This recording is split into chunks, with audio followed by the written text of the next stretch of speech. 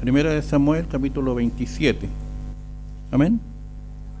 Dice así: dijo luego David en su corazón: al fin seré muerto algún día por la mano de Saúl. Nada, por tanto, me será mejor que fugarme a la tierra de los filisteos, para que Saúl no se ocupe de mí y no me ande buscando más por todo el territorio de Israel, y así escaparé de su mano. Se levantó pues David, y con los 600 hombres que tenía consigo se pasó a Aquís, hijo de Maoc, rey de Gat. Y moró David con Aquís en Gat, él y sus hombres, cada uno con su familia. David con sus 2 mujeres, Ahinoam, que es israelita, y Abigail, la que fue mujer de Nabal, el de Carmel. Y vino a Saúl la nueva de que David había huido a Gat, y no lo buscó más. Amén. Hermanos, siempre digo lo mismo porque la iglesia para mí es muy importante. Es muy importante.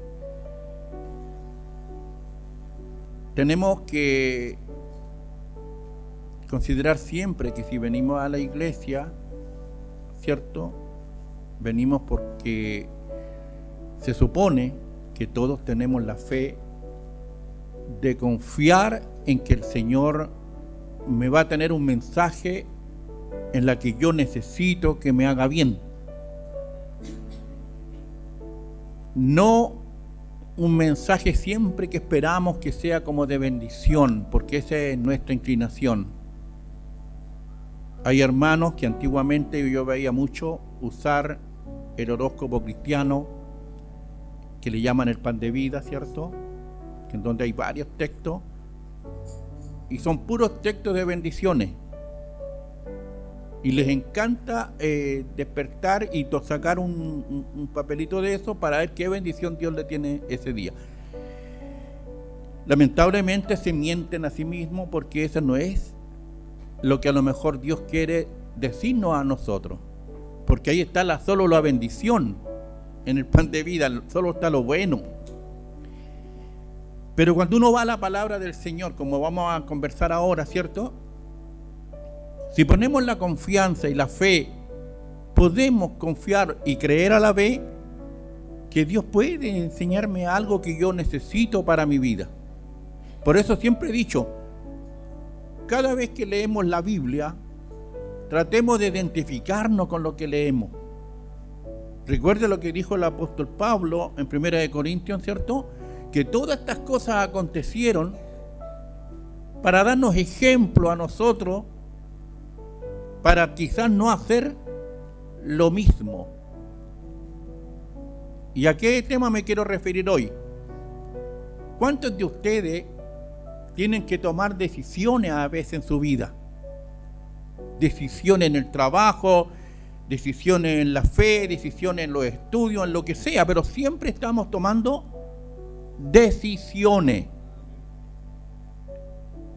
Y por lo que a mí me enseñaron, y también a través de la Escritura, de que llegué a Cristo, siempre me aconsejaron que toda decisión yo tendría que primero consultarle al Señor, en oración ferviente, con la confianza y la fe de que Dios puede dirigirme en esa decisión, para que esa decisión que yo tome no me acarree consecuencias negativas, consecuencias desagradables, porque muchas veces las decisiones que tomamos a veces traen consecuencias malas. Y fíjese que a veces trae consecuencias de una manera que la decisión que usted tomó afecta a terceros, no lo afecta quizás de lleno a usted, pero afecta a los seres que usted ama. Sí, es peligroso tomar decisiones a la ligera. Y eso es lo que tenemos que, por ejemplo, conversar hoy día de David. Digo David porque en este instante David no era rey.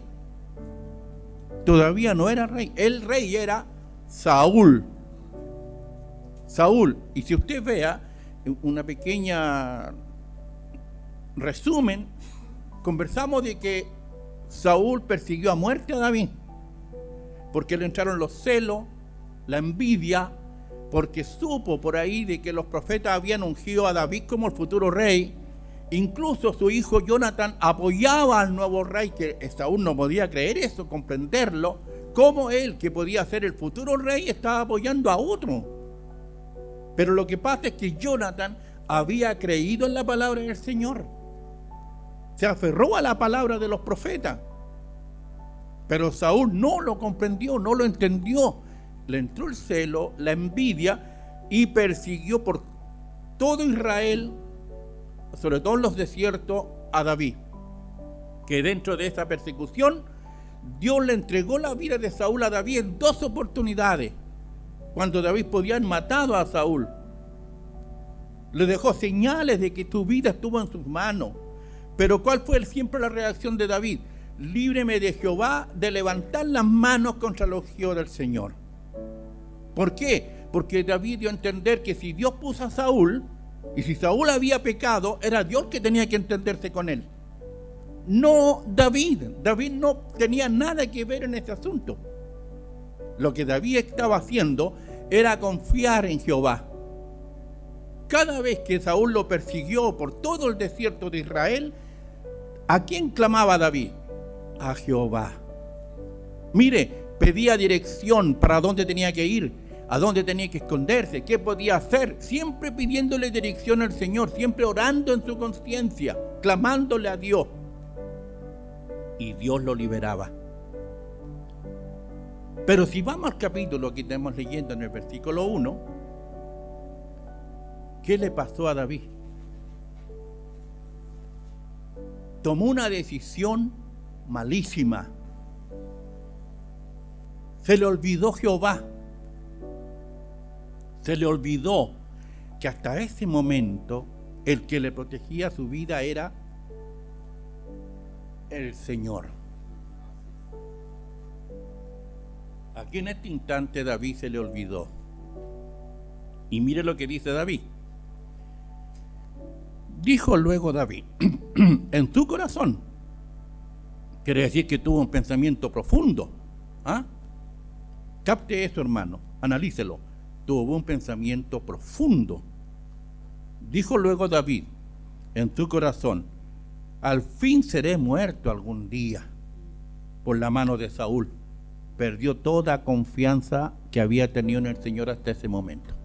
Dijo, si sigo arrancando, si sigo escondiéndome, algún día Saúl me va a encontrar y me va a quitar la vida. Titubeó. La fe que había mostrado hasta ese momento, titubeó. Dijo, nada por tanto, esto significa, tomó una decisión. Después de haberlo pensado, después de pensar un momento, toma una decisión drástica. Dice, nada por tanto me será mejor que fugarme, arrancarme. ¿A quién? ¿A dónde? A la tierra de los filisteos, a la tierra de los enemigos de Israel. Él ya lo había hecho en el anterior capítulo 14, ¿recuerdan? Ya había estado en ese lugar de las tierras desconocidas, y cuando vio su vida en peligro porque lo reconocieron que era David, al que todo el pueblo lo aclamaba como futuro rey, qué sé yo, ¿qué hizo David en esa ocasión? Se hizo pasar por loco para que no lo mataran. Pero hasta de eso se había olvidado en esta decisión nuevamente. ¿Y qué es lo que dice? Lo mejor que puedo hacer es arrancarme a la tierra de los filisteos, olvidándose que es la tierra de los enemigos de Dios. Es como que, entre paréntesis, usted dijera, estoy aburrido de la iglesia, estoy aburrido de las cosas evangélicas, estoy aburrido de la religión, es mejor estar afuera porque allá no me persiguen como me persiguen acá. Podría ser parecido. Entonces dijo, ¿por qué tiene que arrancarse a la tierra de los filisteos? Para que Saúl no se ocupe de mí y no me ande buscando más por todo el territorio de Israel, y así escaparé de su mano. ¿Se fija? Aquí tenemos, por ejemplo, que David se habla ahora a sí mismo, porque cuando usted está pensando, se está hablando a sí mismo, no lo está compartiendo con alguien. Usted se está hablando a sí mismo. O sea, está pensando en su corazón y quiere tomar una decisión importante. Pero mire, David se habla a sí mismo con desastrosas consecuencias, ya que el corazón es más engañoso que todas las cosas. Hasta ese momento confió en Jehová, y de pronto deja de confiar en Dios y confía en su corazón. No me va a decir usted que usted no confía en su corazón. Casi la mayoría confiamos en nuestras emociones. Mira lo que dijo el profeta Jeremías 17:9. Engañoso es el corazón, más que todas las cosas, y perverso. Y la pregunta del profeta, ¿quién lo conocerá? ¿Quién puede decir que conoce perfectamente su corazón?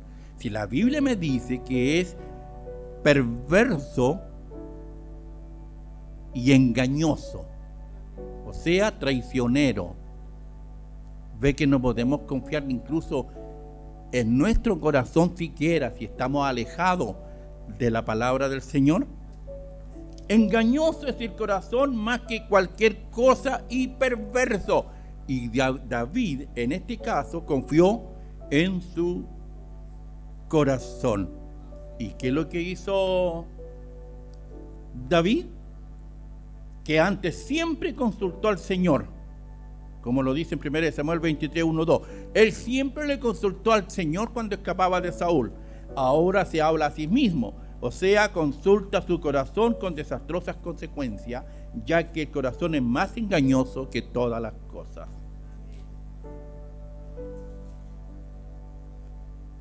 ¿Qué pasó con David? Se fue a la tierra de los filisteos. Mire lo que ocurre.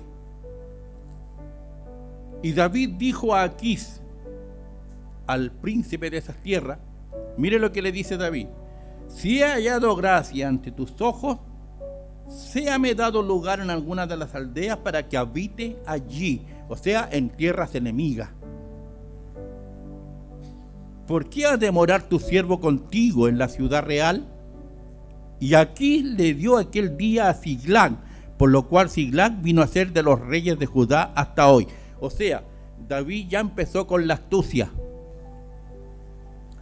Como ya tomó una decisión apartada de Dios, Dios lo dejó seguir su corazón y sus propias decisiones, y apareció la astucia del hombre. Aquí fue una petición astuta de David. Le dijo: ¿por qué voy a morar en la ciudad real? ¿Por qué voy a morar en la capital de esta nación? ¿Por qué no me mandas a una ciudad lejana? ¿Por qué David pidió esto? Porque en su astucia pensó que así no lo iban a espiar en las cosas que él podía hacer a futuro. O sea, él se cubrió de los ojos de los hombres, donde los hombres no vieran lo que él iba a hacer, pero se estaba cubriendo de los ojos de Jehová. ¡Qué peligroso!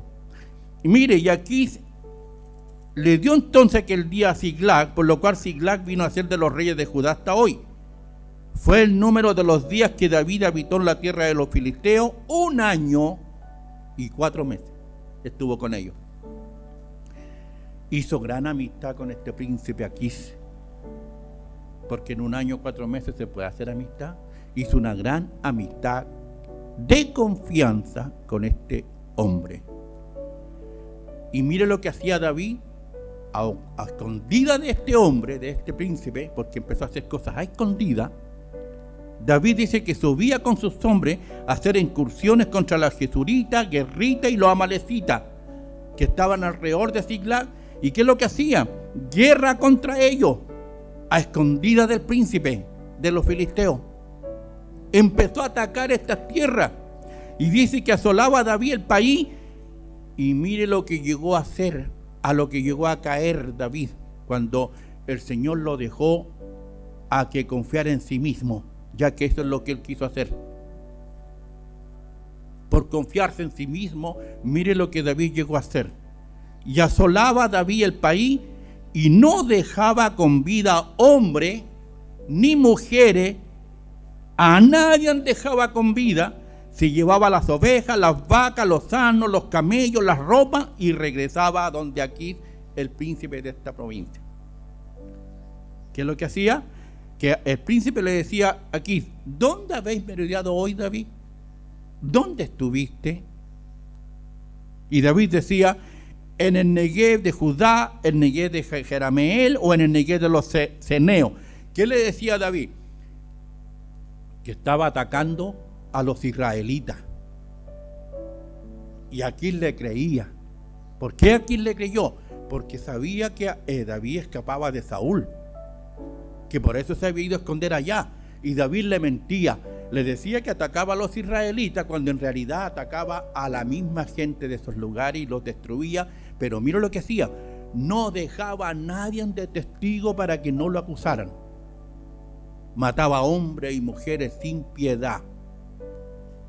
Se puede llegar al extremo de apartarse de la gracia de Dios a lo que puede llegar la criatura cuando la fe la cambia de lugar y la ponen los hombres. Dice: ni hombre ni mujer dejaba a David con vida para que no viniesen a Gat, diciendo: no sea que den aviso de nosotros y digan: esto hizo David. O sea, que no lo acusaran. No dejaba a nadie de testigo. A todos los mataba y les quitaba la vida y les robaba todo lo que tenían. Y esta fue su costumbre todo el tiempo que moró en la tierra de los filisteos. Y mire, y aquí creía David y decía: él se ha hecho abominable a su pueblo de Israel y será siempre mi siervo. Mire la confianza absoluta que tomó este príncipe enemigo, pensando que David atacaba a Israel, cuando en realidad los estaba atacando a gente que no tenía nada que ver con Israel. David peleó contra los enemigos históricos de Israel. Eso era verdad, porque igual estaba peleando a escondida, mintiéndole aquí. Estaba peleando contra los enemigos históricos de Israel. Unirse a la obra del Señor fue otra aparente justificación de su decisión. O sea, como que él justificaba la decisión que había tomado, creyendo que estaba agradando al Señor, atacando a los enemigos de Israel a escondida. El plan de David parecía ser exitoso el plan que había tenido, pero la apariencia que mostraba no era la realidad a los ojos del Señor. No era la realidad que correspondía. David no estaba actuando bien, estaba cayendo en las mentiras, en el crimen, en la hipocresía. Lo que puede traer el hecho de apartarse de la fe de la palabra del Señor y empezar a confiar en mi corazón. El corazón, que es malo y perverso, siempre lo va a llevar a este tipo de desgracia, en la cual no miden las consecuencias futuras. Pero más adelante, los amalecitas, los mismos que David atacaba a escondida, más tarde le traerían grandes problemas a David, porque todo mal acto tiene el mismo recibimiento después, porque se cumple la palabra de Dios, que lo que se siembra se cosecha. Mire, los fracasos en la fe, porque David había fracasado en su fe, los fracasos en la fe a menudo vienen inmediatamente después de las victorias de fe. Es increíble, después que un cristiano o el mismo David tuvo grandes victorias de fe, de un momento a otro viene el fracaso en la fe. Fracaso en la fe. El hecho de que David se negara a tomar venganza personal contra Saúl fue un punto cumbre de su fe, porque nunca quiso quitarle la vida a Saúl, porque confiaba en Dios. O sea, su fe estuvo en lo más alto. Sin embargo, consultarse a sí mismo y arrancar a Aquís fue un punto bajo de su fe. Fue una decisión mala, arrancar al territorio enemigo. A pesar del número de veces que Dios lo había preservado y salvado, David se convenció a sí mismo de que tarde o temprano Saúl le quitaría la vida. O sea, se convenció a sí mismo.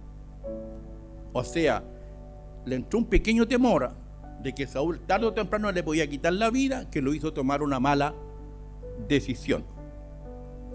Pensó negativamente acerca de estas posibilidades en lugar de pensar en las fieles promesas de Dios. En vez de aferrarse a las promesas de Dios, en vez de aferrarse a la palabra del Señor, prefirió escuchar la voz de su corazón. ¿Por qué no se aferró a la promesa de Dios que le había dicho a través del profeta en 1 Samuel 22:5, cuando le dijo: David, no huyas, como por decir, no huyas a ninguna parte, sino que vete a Judá y quédate en ese lugar? O sea, si Dios lo mandó a Judá, es porque Dios ahí lo iba a salvarlo siempre. Siempre lo iba a preservar. Pero David se olvidó de la profecía o de la palabra del Señor y prefirió escuchar su propio corazón. ¿Es la palabra de Dios o sus propios pensamientos? O lo que le indica su corazón. Nadie puede engañarse a sí mismo, aunque algunos llegan incluso a caer en eso. Se engañan a sí mismos. Como David, que se engañó a sí mismo, creyendo que lo que había hecho ya estaba justificado. Primero, porque Saúl no lo persiguió más. Segundo, porque atacaba a los enemigos de Israel a escondida. Pero no se dio cuenta que su corazón lo llevó al engaño, a la hipocresía, a la mentira, a una conciencia de no tener remordimiento de matar testigos que eran seres humanos. Porque distinto es la guerra cuando Jehová lo apoyaba a lo que él estaba haciendo y engañando a los que les estaban brindando hospitalidad. A lo que puede llevar el corazón, hermano. Por lo tanto, el hecho de que algo parezca ser exitoso no significa necesariamente que sea la voluntad de Dios. Debería ser siempre la palabra de Dios la que gobierne nuestra vida. O sea, toda decisión importante deberá estar iluminada por la palabra del Señor. Ir a la oración, pedirle a Dios. Dios nunca le va a bendecir el pecado. El pecado lo va a llevar siempre al desastre. Lo va a llevar a lo peor. Porque de principio el pecado se muestra como color de rosa. Pero la realidad es que es un tigre feroz que lo va a terminar devorando. No es lo que nosotros creemos ni lo que pensamos. Puede usted disfrutar el pecado un par de años, pero llegará el día en que el pecado lo va a devorar, lo va a destruir, lo va a hacer pedazos, lo va a lamentar. Porque David casi lamenta una pérdida irreparable. Si no hubiera sido porque Dios cumple su palabra y cumple sus promesas, David no habría recibido lo que Dios tenía destinado para él. No lo habría recibido. Hay que darle gracias a Dios que Dios cumple lo que promete. No es hombre para que se arrepienta. Eso es lo que hay que darle gracias al Señor. Cuando alguien es salvo, actualmente salvado por la gracia de Dios, esa salvación no se va a perder.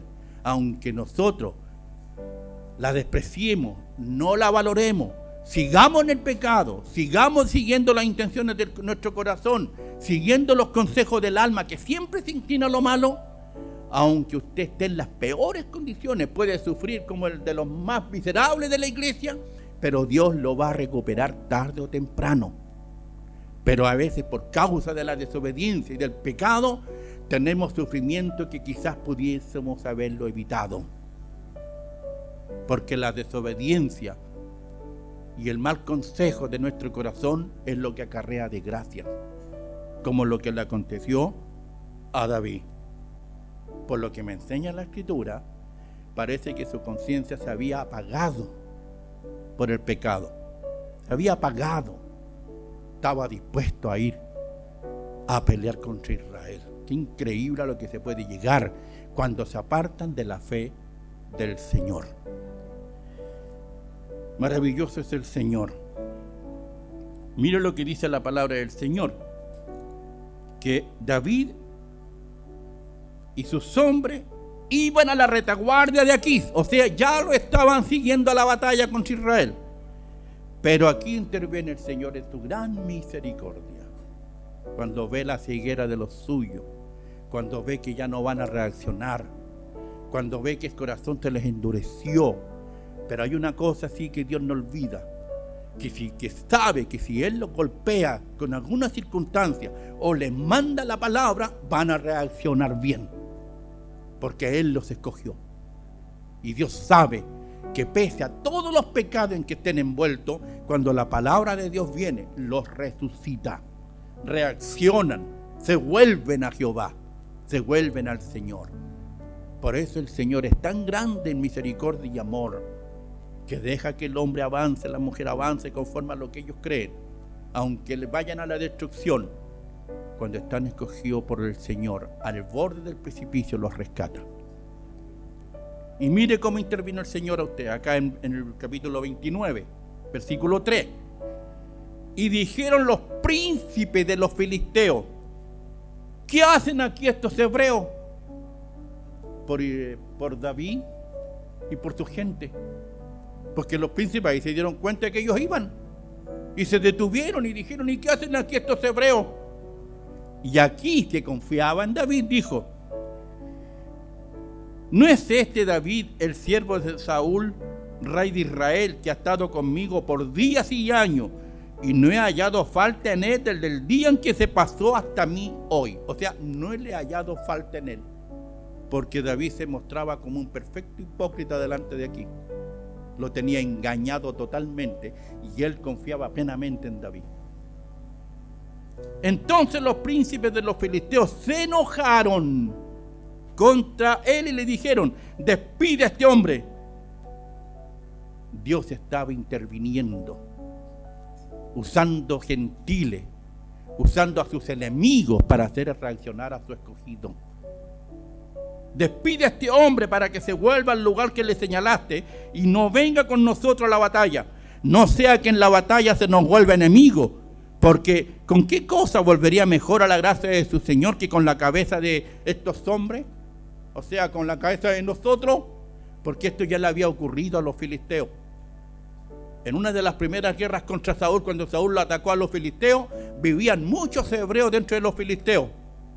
Y cuando estalló la guerra, esos hebreos se volvieron a favor de Israel y atacaron a los filisteos desde adentro. Y eso ellos no lo habían olvidado. Por eso pensaron que David aquí podía hacer lo mismo, que en plena batalla se fuera contra ellos. ¿Quién puso esa desconfianza tan grande? Jehová. Entonces, ¿qué dicen? ¿No es este David de quien cantaban en las danzas diciendo: Saúl hirió a sus 1000 y David sus 10,000? O sea, conocían perfectamente la fama de David. Y aquí llamó a David y le dijo: vive Jehová que tú has sido recto. Cuando una persona, ¿qué sentirá cuando es un perfecto hipócrita y le digan: tú sí eres recto? No hay nadie como tú. Tú eres transparente, cuando en realidad es un hipócrita. ¿Cómo no puede haber una reacción? Ese es cuando el corazón se endurece, cuando se apartan de la palabra del Señor. Aquí llamó a David y le dijo: vive Jehová que tú has sido recto. Y nada menos que le nombra al mismo Dios de David. Vive Jehová, o sea, vive tu Dios que es testigo de que tú has sido recto. Dios testigo. ¿Es testigo Dios de que David era recto? Y que me ha parecido bien tu salida y tu entrada en el campamento conmigo. Y que ninguna cosa mala he hallado en ti desde el día en que viniste a mí hasta hoy, más a los ojos de los príncipes no agradas. O sea, desconfían de ti. Vuélvete pues y vete en paz, para no desagradar a los príncipes de los filisteos. Y David respondió aquí: ¿qué he hecho? ¿Qué has hallado en tu siervo del día en que estoy contigo hasta hoy, para que yo no vaya y pelee contra los enemigos de mi señor el rey? Ve que David estaba dispuesto a pelear contra Israel. No quería que aquí lo despidiera. Quería ir a la batalla contra Israel. ¿Qué pensaría David en ese instante? No tengo idea. Pero estaba por hacer algo terrible. Las consecuencias del pecado. Para terminar, temeroso de las amenazas de Saúl y al dejar de confiar completamente en el Señor, David y sus hombres buscaron refugio en territorio filisteo junto a los enemigos de Israel. Esto los llevó a una situación muy difícil. Estaban unidos aquí quien haría daño al pueblo de Dios. Misericordiosamente la providencia intervino y Dios usó a agentes impíos para guardar a David de que siguiera pecando. Usó a los mismos filisteos para que no fuera con ellos. Ellos dijeron: ¿qué hacen aquí estos hebreos? Esta misma pregunta se podría hacer a los cristianos que están en el lado del mundo.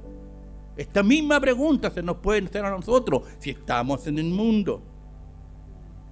¿No se nos manda lo siguiente? No os unáis en yugo desigual con los incrédulos.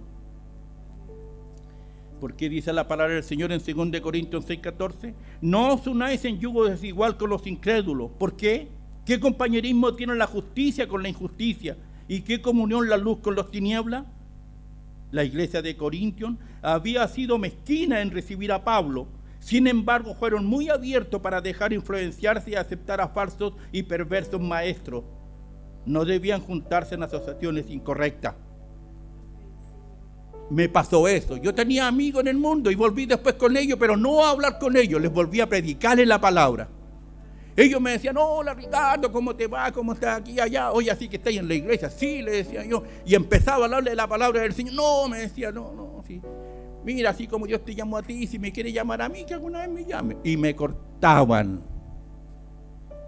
Pero gané amigos mejores. Amigos que hablaban mi idioma, que compartían mi fe.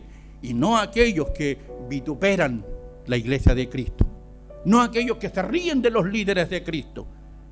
Sino que yo me apoyo con los que me apoyan. Yo creo en Cristo, ¿usted también lo cree? Yo lo amo a usted. Si me dicen: mire hermano, viene un hermano extranjero, se llama tanto, le doy la mano y ya lo estoy llamando porque es mi hermano en Cristo. Pero de los gentiles nunca voy a tener nada más que blasfemia. Se ríen de nosotros, se ríen del evangelio. No aceptan la fe que usted tiene. ¿Cómo puedo hacer compañerismo de él? Las consecuencias serían graves, tal como le ocurrió a David con Aquís. Cuando nuestros pecados nos traen horribles consecuencias y nuestros amigos se vuelven contra nosotros, todavía podemos tener confianza y encontrar fuerza en el Señor, volviéndonos a Él en arrepentimiento y fe. ¿Qué fue lo que a David lo hizo volverse al Señor y clamar en humildad? ¿Qué sería, hermano? Con esto le termino con este versículo. Capítulo 30, versículo 6. Cuando habían atacado la ciudad de Israel, de Siglag, le habían llevado de esclava a las esposas de David, se habían llevado a todos los hijos del ejército que él tenía, todos estaban secuestrados, y mire la reacción del pueblo. Y David se angustió mucho porque el pueblo hablaba de apedrearlo. Ahí se terminó el hecho de seguirlo con lealtad. David se angustió mucho porque el pueblo hablaba de apedrearlo. Pues todo el pueblo estaba en amargura de alma, cada uno por sus hijos y por sus hijas. Mas David se fortaleció en Jehová su Dios. Se arrepintió, le cayó el velo de los ojos, por fin reaccionó, por fin vio que todo lo que estaba ocurriendo era por culpa de su mala decisión. Y dice la palabra del Señor que se volvió a Jehová. El versículo 8. Y David consultó a Jehová. Por fin se acordó de que su vida le pertenecía al Dios Todopoderoso, que nada se escapa de Él. Pero una gloria hay que admitirle al Señor. Una gloria hay que darle a Dios. Que Él cumple su palabra. Cumple sus promesas. Gracias a Dios por ello. Que si Él tenía predestinado a David a llegar al trono de Israel, sea lo que sea, y David iba a llegar, porque Dios lo había prometido. Usted es salvo, yo soy salvo, Confiemos en la palabra del Señor. En su gracia Dios me salvó. Me entregó en las manos de Cristo y Cristo no va a permitir que yo me pierda. Aunque estemos en las peores condiciones, Dios sabe que nuestros ojos se abrirán y clamaremos al Señor. Amén. Esa es su palabra. Que Dios les bendiga grandemente a todos, confiando en que la palabra, ojalá hermano, ojalá a todos ustedes les sea de utilidad. Échese una mirada en su casa, en su alma, en su corazón. ¿Vive una vida de paz con el Señor? ¿Vive una vida de armonía? ¿O su casa es un desastre por el pecado? ¿Viven los pleitos?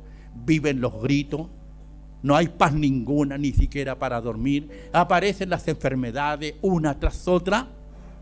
Esa no es la voluntad del Señor. Esto es cuando la criatura decide ir por el pecado y rechaza la palabra del Señor. Así que ojalá tengamos la oportunidad de reconocer nuestras faltas y pecados y confiemos en el Señor. La circunstancia no es la que usted tiene que poner los ojos, sino en la palabra de Dios. Porque nosotros andamos conforme a la palabra y no por vista. Amén. Oremos al Señor.